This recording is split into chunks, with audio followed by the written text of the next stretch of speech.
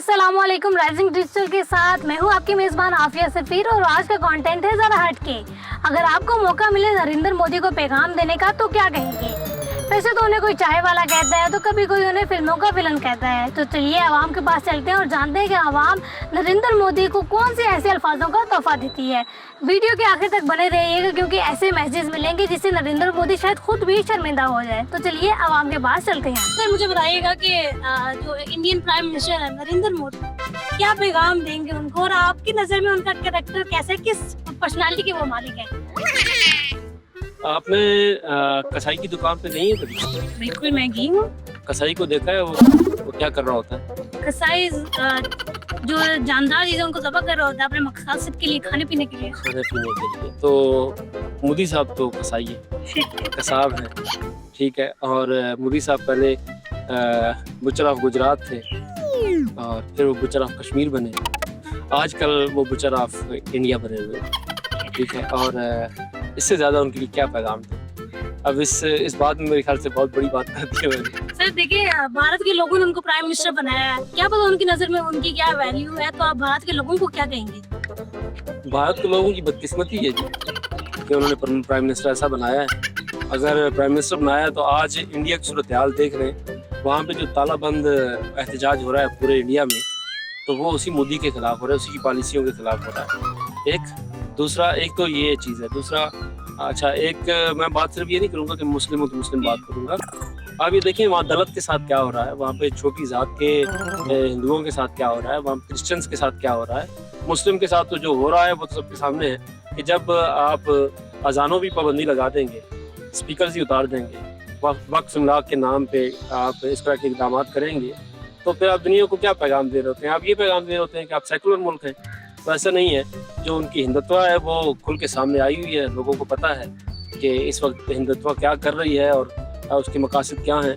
असल में एक और बात कहूँ कि मोदी साहब जो हैं वो नेतन्याहू का एक छोटी शेप है, जिसे आप ये कहें कि छोटू पैक है, या जिसे आप ये कहें कि साशे पैक है, ठीक है। और वो बड़ा होने की कोशिश कर रहा है। जैसे बड़ी बोतल होती है ना उसकी शैम्पू की, खवातीन ज़्यादा बेहतर समझती है, और एक वो छोटी बोतल होती है, एक साशे होता है, वो साशे से अब उस बड़ी बोतल में तब्दील होने की कोशिश कर रहे हैं, ठीक है।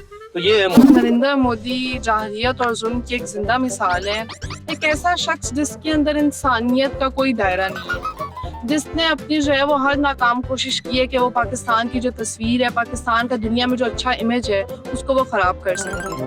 और इस वक्त उसका सिर्फ एक ही मकसद है, वो है पाकिस्तान के अंदर दहशतगर्दी को फ़रोग देना। पूरा जो भारत है इस वक्त वो नरेंद्र मोदी के खिलाफ आवाज़ उठा रहा है, क्योंकि रिसेंटली पाकिस्तान और भारत के दरमियान जो वाक़या पेश आया और जिस जो है वो खूबसूरत तरीके से पाकिस्तान ने जो है वो भारत को शिकस्त दी, वो जो है एक बहुत अच्छी मिसाल है। और ये मेरे ख्याल से जो है वो नरेंद्र मोदी के लिए एक बहुत बड़ा सबक है, उसको जो है वो प्राइम मिनिस्टर की सीट से रिजाइन करना चाहिए। अच्छा, नरेंद्र मोदी के लिए लोग कहते हैं कि वो कसाई है, उसको कसाब की दुकान पे होना चाहिए ना कि प्राइम मिनिस्टर के, तो आप भी यही समझती हैं? जी, मैं समझती हूँ ये सबसे बेस्ट टाइटल है जो नरेंद्र मोदी को मिला है और मिलना चाहिए आगे फ्यूचर। तो ये इंडिया की बहुत बड़ी बदकिस्मती है कि उनको प्राइम मिनिस्टर बनाया गया है। उन्होंने बहुत तबाही मचा दी है और बहुत घटिया इंसान है, उनको प्राइम मिनिस्टर की सीट बिल्कुल नहीं होना चाहिए। नरेंद्र मोदी जो भारतीय प्राइम मिनिस्टर भी है, गलती से इनको नहीं होना चाहिए था। क्या पैगाम देंगे और कैसे कैरेक्टर देखते हैं आप उनका, किस किस्म के इंसान है वो? इंतहाई बेशरम इंसान, कहता है मेरी 56 इंच की छाती है, मैं चौकीदार हूँ। तो ऐसे चौकीदार को क्या करें हम, जब वो अपने लोगों की मदद ना कर सके, हिफाजत ना कर सके। बदकिस्मती है कि भारत जैसा एक बड़ा मुल्क जो है, जिसे हम हिंदी में देश कहते हैं, बड़ा देश जो है उसके ऊपर यह मुसल्लत है। भारत के अंदर सिर्फ हिंदू नहीं रहते, वहाँ पर मुसलमान भी रहते हैं, वहाँ पर पारसी भी रहते हैं, वहाँ पर क्रिश्चियन भी रहते हैं, लेकिन उस मुल्क के ऊपर पिछले 15 साल से ये कसाब जो है, ये तैनात है, मुसल्लत किया गया है। ये बदकिस्मती है भारतीयों की, और ये भारत के टूटने का सबब बनेगा। तो मेरा ख्याल है कि भारतीय जितनी जल्दी इस 56 इंच वाले जाली चौकीदार से अपनी जान छुड़वा लें, उतना ही उनके लिए बेहतर है।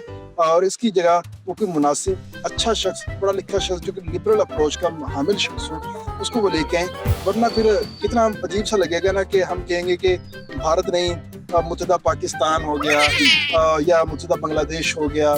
इस तरह की हम बातें करेंगे तो फिर अच्छा थोड़ी लगेगा। ये 56 इंच की छाती जो है वो कहाँ जाएगा? इंडिया की कसाई नरेंद्र मोदी को क्या पैगाम देंगे?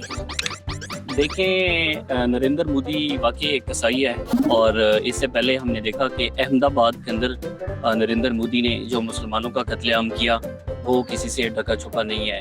और फिर उसके बाद हम देखते हैं कि जब भी हिंदुस्तान में नरेंद्र मोदी की वैसे तो पॉपुलैरिटी नहीं है, रॉक उसके पीछे बैठी है नरेंद्र मोदी के, जो कि एक दहशतगर्द तंजीम है, ठीक है, उसके आगे बैठा हुआ है नरेंद्र मोदी।